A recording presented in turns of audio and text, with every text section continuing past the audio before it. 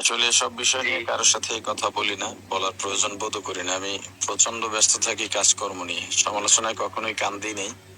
বিষয়টা একান্ত পারিবারিক বিষয়। প্রথমে একটা কথা বলি, এটা নিয়ে অনেকেই সমালোচনা করতেছে, একতরফা কথা শুনে মানে যাচ্ছে তাই ভাবে আমার নামে তহমত দিচ্ছে। বেশিরভাগই দেখি টুপিওয়ালা হুজুর, কোনো মাদ্রাসার ছাত্র, না হয় শিক্ষক, না হয় বক্তা, না হয় এখন ইসলামী দলের কর্মী।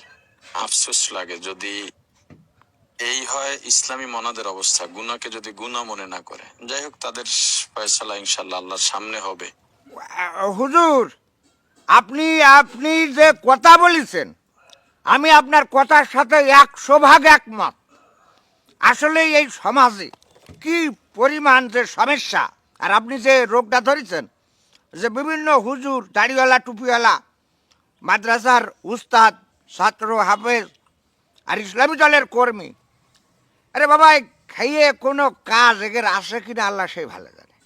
আপনার কথার সাথে আমি একমত। ওই এরম একটা কথা একবার ওই যে বলা নিয়ে একটা ঝামেলা হয়েছে, থাকে সে কথা পরে শুনবো।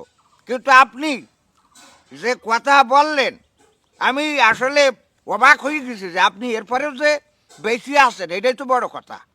হ্যাঁ, এত নির্যাতন, আজকে যদি স্বামী নির্যাতন বা পুরুষ নির্যাতন দমন ট্রাইব্যুনাল থাকতো, তাহলে আজকে আপনিও মামলা করার সুযোগ পাতেন। কিন্তু আমাদের দেশে তো নাই, নাই।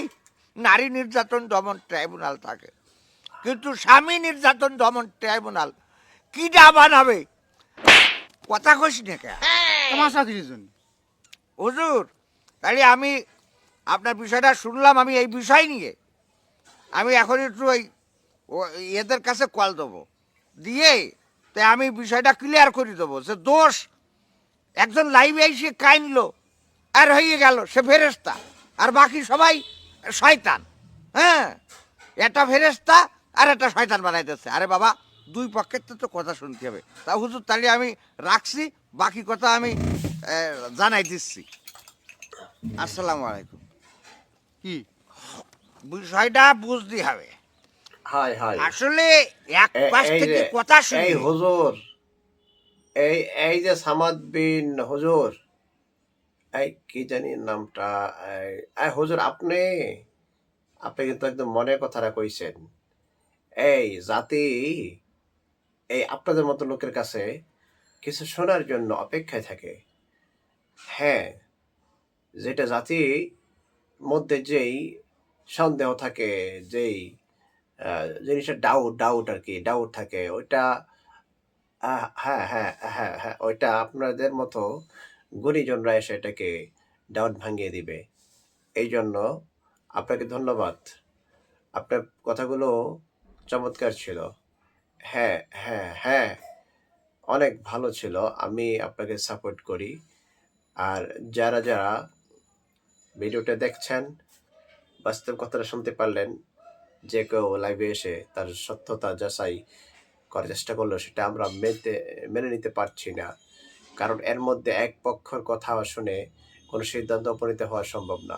উভয় পক্ষের কথা শুনতে হবে। হ্যাঁ, দোষ গুণ উভয়জনের আছে। এক হাতের তৈরি বাজারা, দুই হাতেরই সমস্যা আছে। তবে কারো কম, কারো বেশি।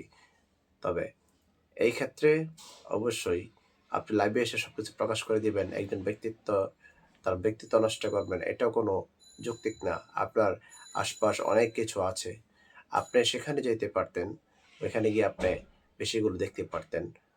তো এটা জাতির কাছে আসলে স্পষ্ট যে আপনি লাইভে এসে আহ, আপনার হাজব্যান্ড সম্পর্কে যে কথাগুলো বলেছেন, এগুলো না বললে আপনি পারতেন। আপনি এগুলো নিজের মধ্যে নিজের বিচার নিজে করলেও শ্রেয় হয়ে যেত।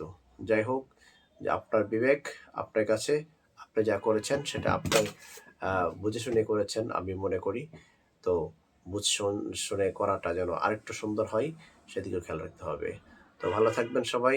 ভিডিওটা ভালো লাগলে শেয়ার করবেন। আসসালামু আলাইকুম রহমতুল্লাহ।